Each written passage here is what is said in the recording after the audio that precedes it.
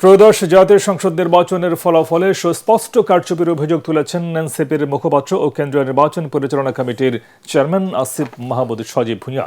রাজধানীর বাংলা মোটরে দলটির কেন্দ্রীয় কার্যালয়ের সংবাদ সম্মেলনে আসিফ মাহমুদ সারা দেশের বিভিন্ন আসনে ভোট গণনা ও ফলাফল ঘোষণায় ব্যাপক অনিয়ম ও জালিয়াতি হয়েছে বলে জানান।